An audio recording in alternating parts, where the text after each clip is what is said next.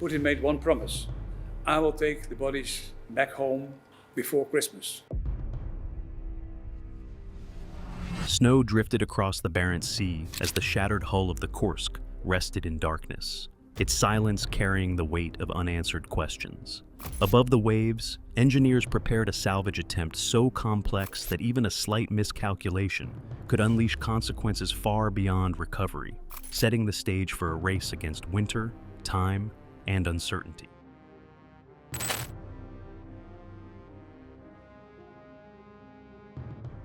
The final descent and the silence that followed. When the Kursk slipped beneath the surface during a major naval exercise in August 2000, the event initially appeared to be a routine maneuver carried out by one of Russia's most formidable submarines. Its crew had successfully launched a test torpedo earlier that morning, and communications indicated that another drill was moments away from beginning. Yet the abrupt seismic pulse detected across the Barents Sea signaled that something catastrophic had happened inside the vessel. The second, far larger explosion registered with the force of several tons of TNT, creating an underwater shockwave that rippled through the fleet and left commanders uncertain about the submarine's fate during the critical first hours of the incident. As rescue attempts faltered and the political atmosphere grew increasingly strained, the families of the 118 submariners demanded clarity from officials who struggled to confront the scale of the tragedy. Ships and divers gathered over the accident site, but worsening conditions, limited equipment, and decisions made in the early stages of the crisis compounded the difficulty of reaching the wreck. The Barents Sea became the focus of global attention, as each passing day confirmed that the crew could not have survived the impact, the flooding, or the unforgiving cold that surrounded their steel sanctuary on the seafloor. By the time authorities acknowledged the impossibility of a live rescue, emotions had hardened into a mixture of grief, frustration, and national introspection, creating an atmosphere in which the idea of leaving the Kursk on the seabed was no longer acceptable. The stage was set for a recovery effort unlike any attempted before. Designing the impossible. The decision to raise the Kursk placed engineers, naval officials, and international specialists at the threshold of an engineering problem without precedent because the submarine's immense weight, its structural damage, and the harsh Arctic environment combined to create an array of interdependent risks that could not be addressed through conventional salvage techniques. Russian authorities turned to Dutch heavy lift experts whose companies possessed the industrial capability to manipulate structures of extraordinary mass. Yet even they recognized that the conditions surrounding the operation demanded new systems that had never been tested at such depth or scale. The Barents Sea offered only narrow seasonal windows of relative calm, and its unpredictable storms could disrupt the delicate balance required to lift a vessel whose internal pressure zones, torn bulkheads, and fractured steel presented hazards at every stage of the ascent. Designers began by examining how to secure the submarine without imposing sudden tension forces that might compromise its weakened hull, leading them to create a network of strand jacks, powerful hydraulic pulleys capable of lifting the vessel through slow, precisely controlled increments. These machines required their own stabilizing infrastructure because the slightest heave of the surface waves could introduce oscillations strong enough to snap cables or twist the submarine out of alignment. To address this, the team integrated an innovative heave compensation system that allowed the lifting towers to counter Arctic swells by adjusting their movements in real time, transforming chaotic wave motion into manageable mechanical rhythm.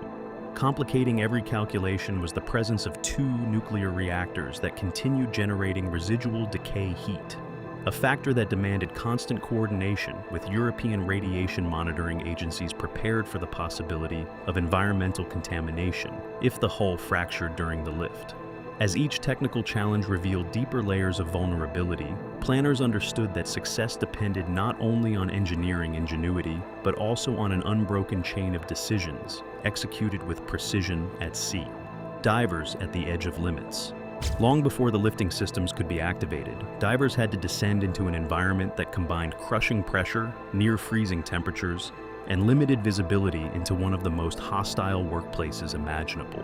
Operating at roughly 100 meters below the surface required them to live inside pressurized chambers aboard their support vessel, moving between rest and labor through transfer locks that maintained the exact atmospheric conditions needed to prevent decompression injuries. Each diver carried a heated suit, a communication line, and a helmet camera. Yet these tools could only partially offset the sensory distortion caused by darkness, suspended silt, and the imposing silhouette of the damaged submarine rising from the seafloor like a silent monument to the disaster above it. Their task demanded extraordinary precision because they were responsible for cutting dozens of openings in the hull where the lifting grippers would eventually anchor, a job complicated by warped steel and debris created by the explosions. Specialized water jet cutters capable of slicing through thick metal were deployed. But even with this equipment, progress required slow, carefully coordinated passes that minimized the risk of vibration or thermal stress. Inside their cramped subsea work zones, divers relied on technicians stationed on the surface to guide their every movement, forming a human-machine network that balanced skill with constant vigilance. As days passed and the Arctic summer shortened, the divers' endurance became a central variable in the salvage timeline. They worked in rotating teams, maintaining a rhythm shaped by decompression schedules, mechanical readiness, and the unpredictable moods of the Barents Sea. Every completed cut represented not only a technical milestone, but also a psychological step toward recovering the vessel, because each hole signaled the gradual transformation of an unreachable wreck into a structure that could finally be lifted toward daylight. Their efforts created the essential foundation for the operation that would soon follow. The night the Kursk rose. When the final preparations aligned and the lifting cables settled into tension, the salvage team faced a convergence of forces that made the upcoming ascent one of the most precarious operations ever attempted at sea. Autumn storms had already begun pushing across the Barents, building swells that forced the heave compensation towers to work at their mechanical limits, while engineers monitored every fluctuation with the awareness that a single unabsorbed wave could transmit destructive stress into the submarine's fractured frame. The decision to proceed came not from confidence in calm conditions, but from the recognition that waiting any longer would position the entire mission within the heart of the Arctic winter, a season whose relentless winds and violent seas had the potential to halt the operation indefinitely. As the strandjacks initiated their slow, synchronized pull, the cables tightened with a sound that echoed across the barge deck, creating a rhythm of creaks and mechanical pulses that underscored how delicately the system negotiated the submarine's weight. Beneath the waterline, the Kursk began lifting from the seabed in increments so small they were almost invisible on the monitors, yet each millimeter carried the cumulative tension of thousands of tons, pressing against machinery that had never been tested in such conditions. Radiation specialists across Northern Europe tracked the operation through continuous monitoring stations, prepared for the unlikely but consequential scenario in which a structural breach might release contaminants during the ascent.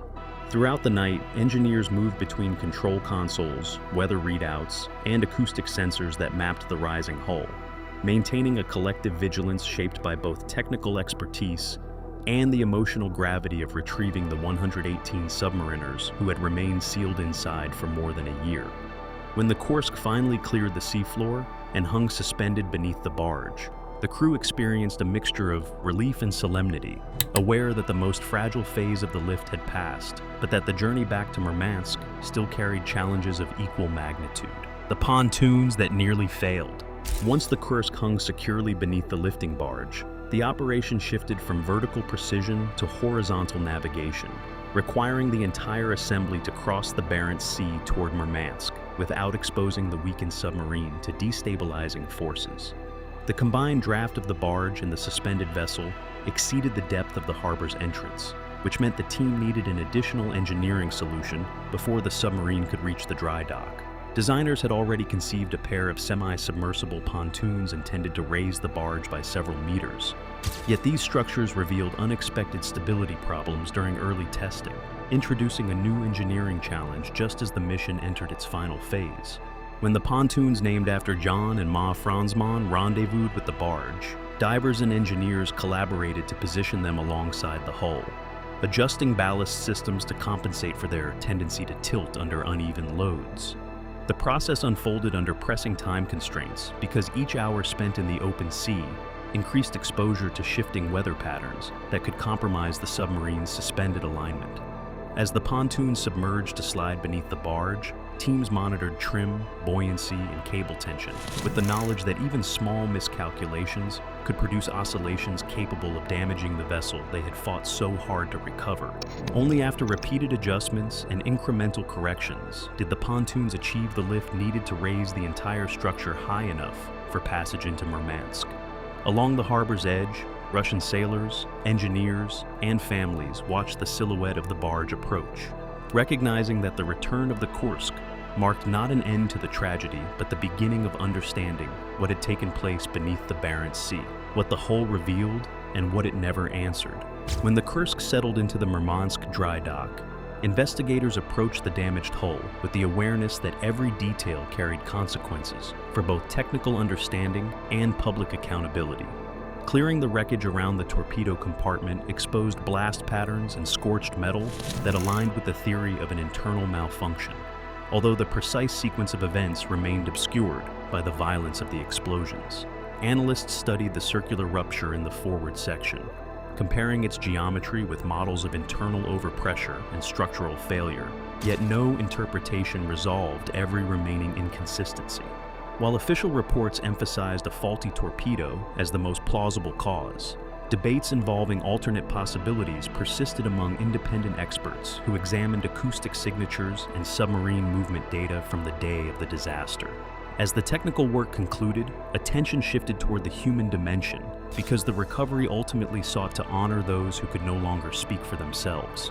The Kursk's return from the Arctic depths stands as a reminder of ingenuity shaped by loss, and of questions that remain suspended between sea and memory. If this story offered new perspective, consider subscribing and sharing so more people can explore the histories we continue striving to understand together.